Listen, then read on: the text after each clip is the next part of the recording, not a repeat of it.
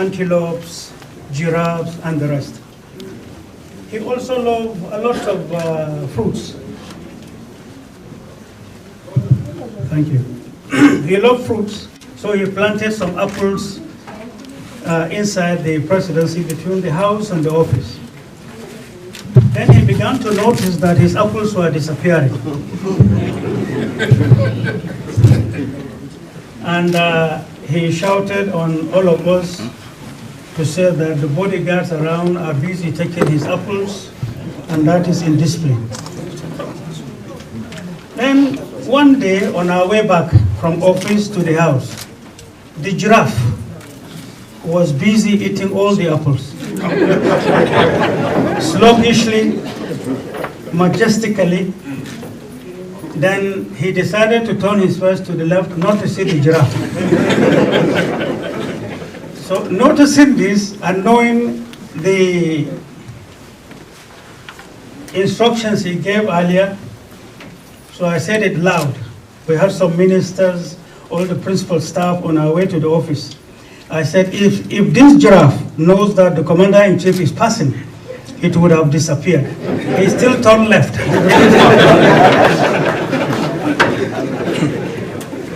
And then when I insist, he said, everybody has eyes. Who allowed the giraffe to do up? Excellent sense of humor, a real father indeed.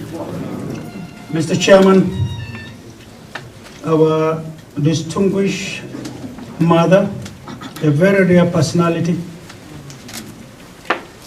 members of the high table,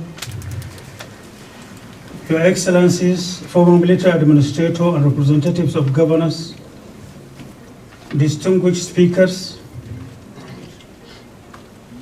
brothers and sisters here present, the organizers, ladies and gentlemen. I deliberately decided to start with this joke because numerous people do not know how humane, how simple he was, how understanding and caring he was. When he began to tolerate, everybody gets worried in the real display of patience. But then so many speakers came to the fore and said so much about him. Deliberately, I don't want to repeat anything said by the past speakers. But I asked myself some questions. I didn't write any speech. I was actually reflecting and jotting tiny little things right here. The question is, this type of gathering, until after his death, one may ask, why now? 23 years after. Now, before I go into a few things I will say, I want to seek for protection from the chairman and our respected mother that some speakers did not get notice that they had 3 minutes left. So all those who haven't had their notices, I want to compile the remaining minutes of theirs to mine.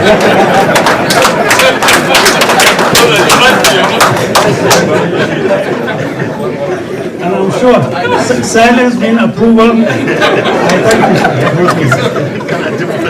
thank you. Now God Almighty speaks to mankind using numbers. The last of his prophets was Prophet Muhammad, who came 600 years after Jesus. But since then, every event of man, every person, man or woman, to those who died and to those who are living and those to come, God speaks to mankind using numbers, nothing more. It's a science that we need to know. So the person we are talking about had had his transition well defined by God Almighty.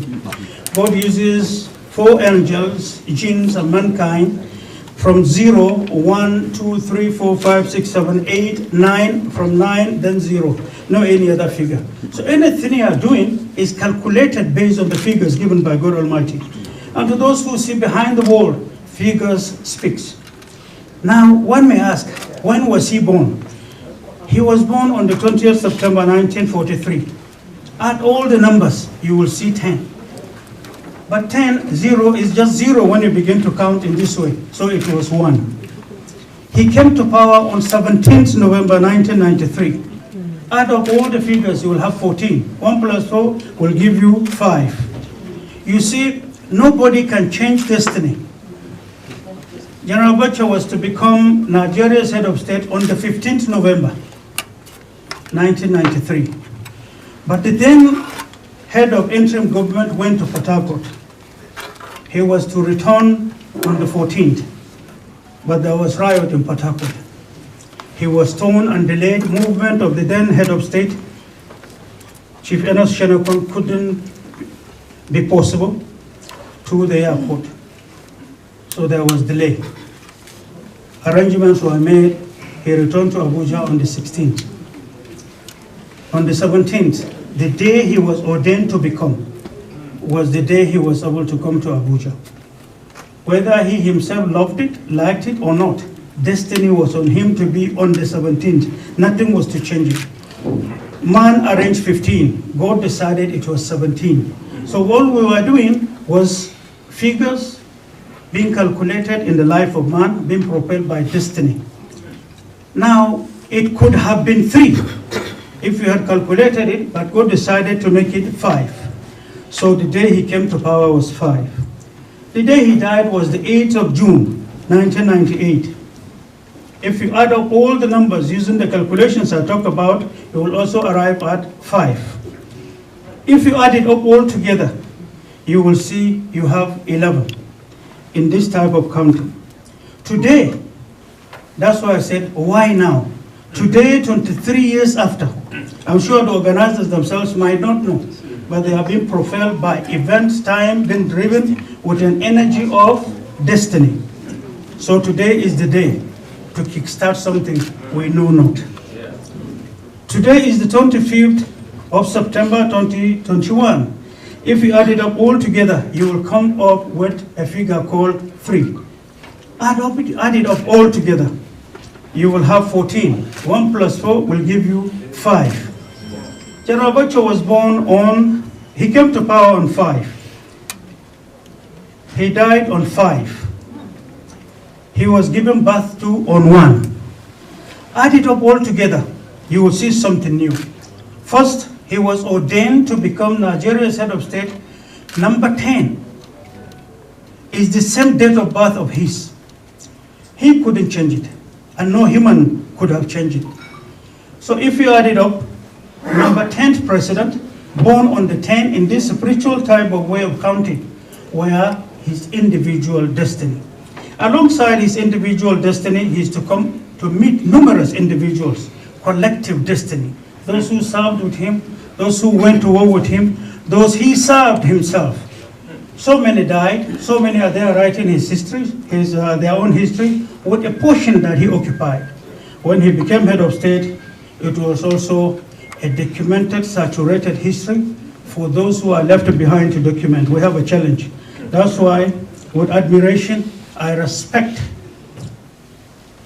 the organizers, and I respect you for being very dogmatic against all odds, all the challenges, abuses you have had, yet today is the day. When you are being challenged, unknown to you, you are only in school, so that your shock absorbers could get reinforced. But today, here we are. This is the day it is said to be. And here we are, a day that is considered 3, which has a meaning. So all these figures I talked about, his date of birth, came to power, the day he came to power, the day he left us, he died, and then today, put it together, is a message for all of us that nobody can stop. This hall might be small, I understand. There are numerous and numerous of millions of Nigerians that would have wished to be here, but they are still afraid. Now goes into my own speech. The effect of propaganda in any society. Propaganda is a tool being used that determines, even at war, the success of the war before firing the first salvo is propaganda. It attacks the psyche of man. It creates fears and doubts to people, particularly if the propaganda is sustained and challenged. So here we are with propaganda that was sustained, invested upon with state funds that lasted 23 years till this moment. Many people are still afraid. But here, alongside, since after his death, some of us were subjected to what nobody can describe. From my younger brother here, who was subjected to inhumane treatment, not because he was a military officer or he worked with us in the military then, even though he has his own military background, but was subjected to what you cannot describe in a quick time. For the 3 years he was with us, when we were going through what we went through, he saw the little portion of it. Abuses, torture, deprivation of food, all because we knew abacha, deprivation of sleep, beating, handcuffs, hands, legs, and chain, and legs, and neck, sorry. And then with all forms that you cannot understand, was simply because we walked with him and we stood by him. But to persecutors, I tell them one little thing. All persecutors in the history of man, from Adam to date and to the end of time, are cowards. They are. Persecutors are those who destroy nations. Persecutors kill the institutions that governs a country. Persecutors are monsters at the surface, but super cowards right inside them. That's why when some of us were being taken through what we went through, we were promised death severally to be able to read counter statements against the person we are all standing here for. Thank God Almighty for the shock absorbers we have gotten. And thank God Almighty for our faith.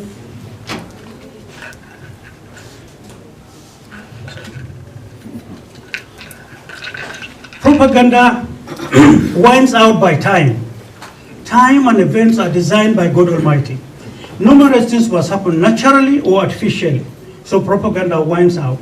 That is why to those who started and invested the propaganda against the man and his government, we are talking about today, began to, at interval time, they come up with the same sponsored abuses of the same man we are talking about in government, to be able to keep it rekindled. So they are always lightening the candle. No, once the wind of time blows it out, they rekindle it by resurfacing it. That's why today, since I regained my freedom, I have conducted numerous researches secretly. And I will say this about the media, most humbly.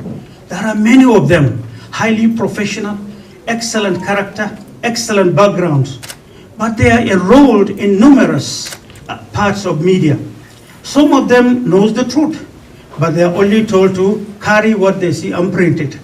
But right inside them, their conscience, they know that that is not right and it is not true. In a court of law, they cannot prove themselves. They cannot prove what they have written. There are many of them. Many have spoken, but many are still afraid because of their jobs. And to so many, the little peanut salary they get is all they have. And there is fear of losing their jobs. So till tomorrow, some of them are still subjected to that tight corner of the effect of propaganda, and they have to do it for their jobs. Second is the issue of presentation of facts that winds out propaganda, like what we are doing here today.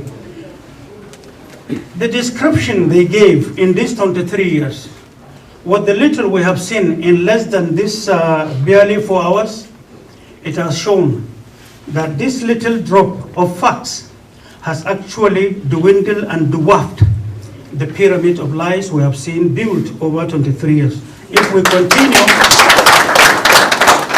if only we can continue.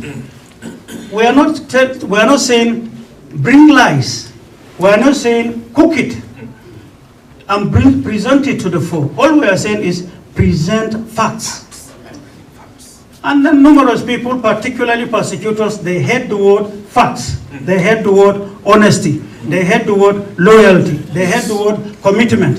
They hate the word understanding and subjecting sacrifice to your country. Every person that you see that hates these 5 words is nothing but a persecutor. He should not be seen to participate in the affairs of the state. As I said this, I'm sure if there are people who are watching me from somewhere, to them, I'm pouring hot water to them. Yes. To the faithful, they know we are speaking the truth. Now, there are numerous things said by numerous speakers And I want to say, when General Abacha came to power, there was no money in Nigeria at all. I was part and parcel when he became head of state. On the 17th, around 6 in the evening, we came to the airport from the villa. Then he hadn't gone in there. He took a pen and a biro, writing his plans and vision for Nigeria. He didn't understand where we were, but he was busy writing for Nigeria. Economic issues, political issues, national security issues, all the dots left was what he was focusing upon writing from that moment. I held that paper. I kept it hidden till another day. While he was doing that, I also became encouraged. And I wrote something little as a baby then. He said, "What are you doing?" I said, "I'm envisioning the office I'm to occupy. What is it all about?" I said, "Sir, there have been mistakes of the office of CSO, then CPA. It was called CPA. It was totally, to me, very ceremonial office, and there was the need for professionalism and seriousness. So I came up with that office, a little structure. The next day, in resumption of office, he wrote approved on what I sent. That is how I changed the word CPA to CSO. And thank God, throughout his tenure, we were busy building up machineries that was to work in containing crisis for Nigeria. We were privileged working with him since Army headquarters to know that since 1972, Nigeria was 12 years old as an independent state. With the discovery of oil and with the performance of General Gawan then as head of state, some certain forces came together and said, it will be disheartening to see us serve this same former colony of ours as now subordinates. That was why at that material time, a new program came up on how to dwarf Nigeria. And I challenge the academia, I challenge patriots, I challenge leaders to go and search for that document and look at the arrangements of dividing Nigeria, creating crisis in Nigeria, creating differences between Muslims and Christians, creating differences between northerners and southerners, creating differences in Nigeria that will dwarf us. And where such things refuse to work, causes of insurgency should be invested upon and be promoted, so that Nigeria should remain dwarfed and never to grow. The fear is, allow this country to be. We will all be there as subordinates working for them. And no black man should be seen, particularly West Africa and Nigeria, as a subject should be allowed to grow. It's a challenge to the academia, a challenge to the younger ones, a challenge to all patriots and all leaders, old and young, to understand that there is a game that will never allow us to grow. We will be fighting ourselves while they are busy taking what we have. These are some of the things General Abacha went against. General Abacha went against, and he became an enemy to that group outside and to their cronies in Nigeria. Some of them are highly, highly respected elder statesmen. To me, I have seen all what persecution is all about. There is no fear. If you like, carry gun tomorrow and chase me out. But remember, you did it 15 years ago while I was in incarceration. Today I'm free like you. You throw a stone, we throw a medal.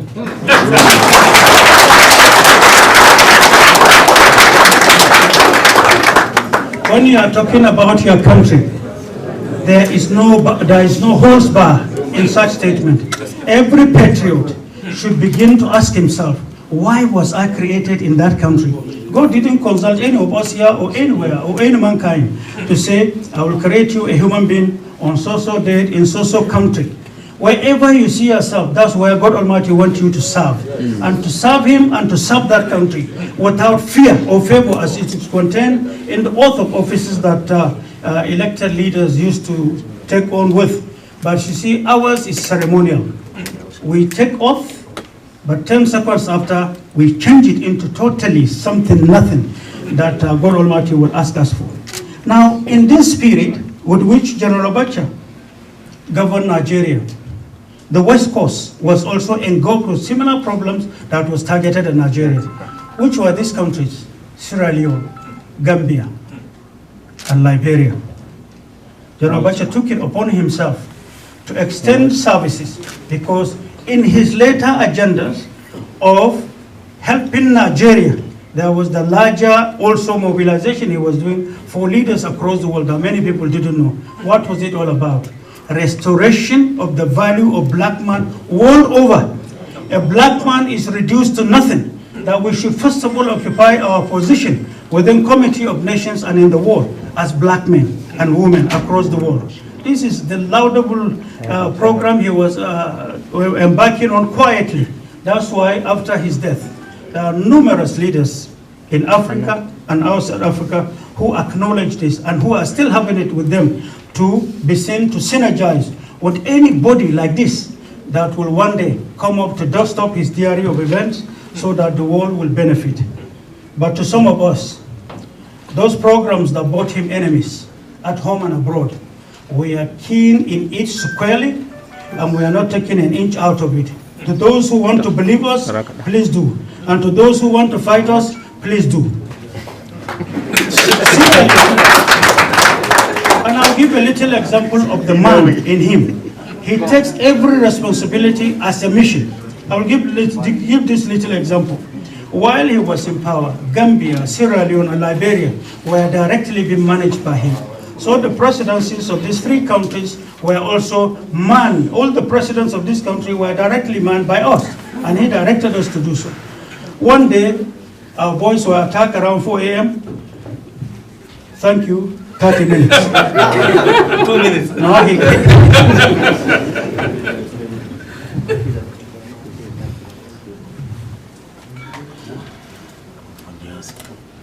you have taken my 15 minutes, so thank you. There is the need to illustrate this, to show that his commitment was not to Nigeria alone. When President Tijan Kaba was attacked at 4 a.m., it was a coup. His family were dislodged. The few boys from Nigeria, from out of us, were able to have secured him on our directives. And then he was able to have been taken to Longye Airport, and then while he was there, a decision came to my mind to say that he should be moved to Guinea. I called the president of Guinea, who was at that time the chairman of ECOWAS, with our ambassador. They received him using Charlie 130, using Donia aircraft. While President Tanja was there, President Tijan Kaba was there, now I know him and the family were secured. So now I talked to the late head of state on telephone. He didn't know what happened. I said, so has just happened in Sierra Leone. He kept quiet. And later he said, the coup must fail. President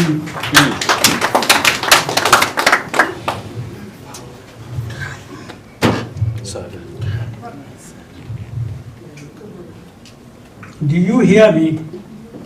Sorry. The coup must fail. Tijan Kaba must be returned as president. Start working, get service chiefs to work. This has to happen. We can no longer accept it. He spoke as if he was speaking on behalf of Nigeria. He spoke as if it is him.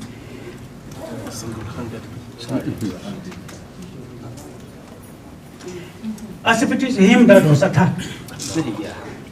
For 15 days, we walked, day and night. We couldn't go home, we couldn't take bath. But God Almighty helped us. We worked it out, went to Liberia, went to Sierra Leone. We couldn't go to Guinea because it was, we couldn't go to Sierra Leone, it was blocked. We met him in Guinea and agreed with him on certain modalities. And by the grace of God, in 15 days, he was returned and sworn in by this same General Sani Abacha. Something that has never happened by any power, anywhere.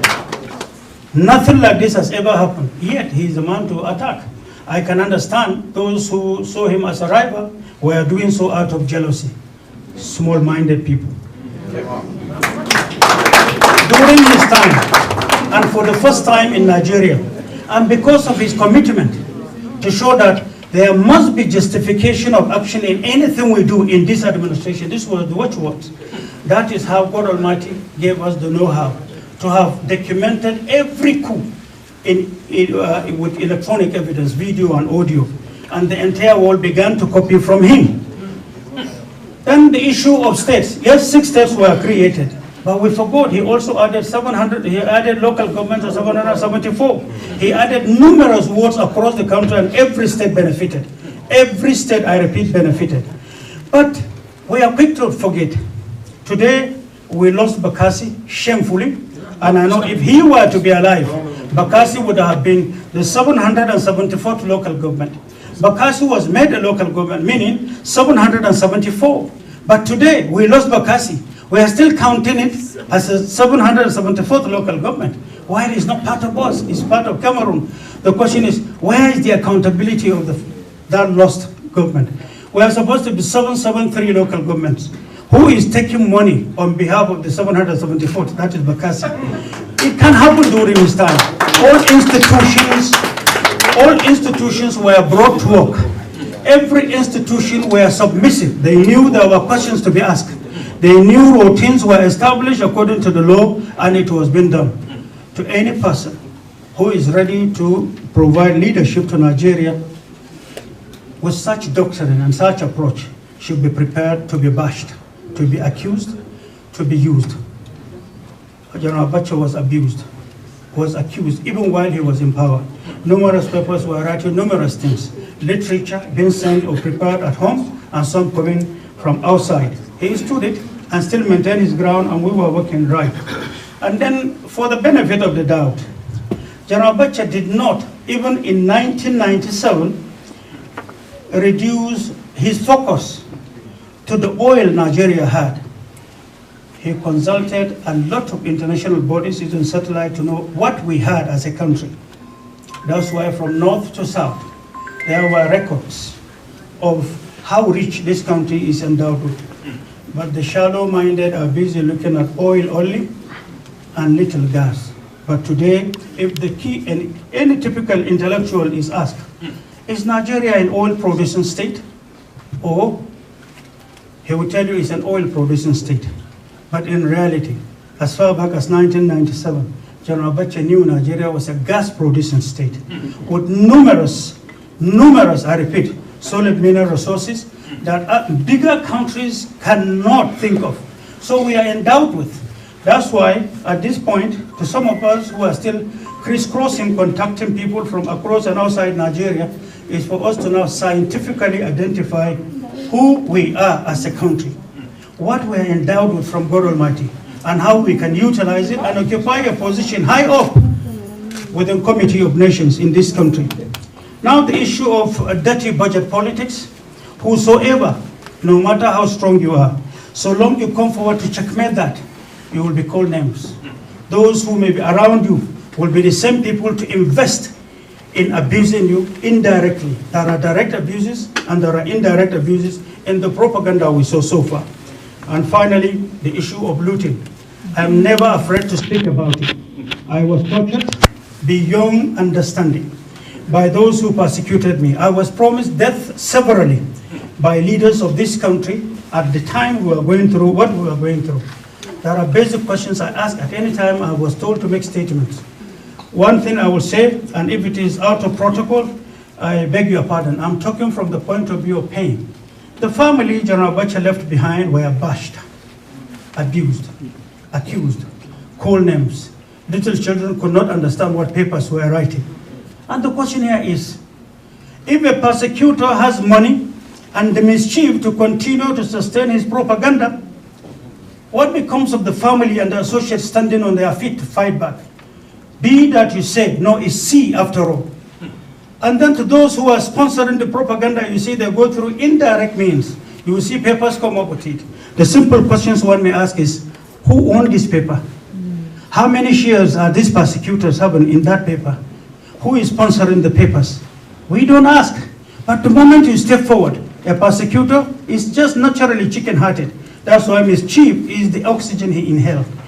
Unless you attack the oxygen, he will not understand we exist. And to him, your silence means approval, they will continue to attack. So let me say this. This family has, by time, in the disservice of the persecutors, created or have gotten natural shock absorber. Let whosoever wish to say whatever he wishes to say. Let whosoever wish to sponsor whatever he wishes to. Remember, you are created individually. We are now on collective drive. We met. We are moving together as members of Nigeria. Be on your feet. We all have destiny. That will come to pass. And lastly, let any persecutor or persecutors in Nigeria or outside Nigeria with their own allies team up together. Tell them there was not, there is not, and there will never be any force that will change destiny. Thank you so much.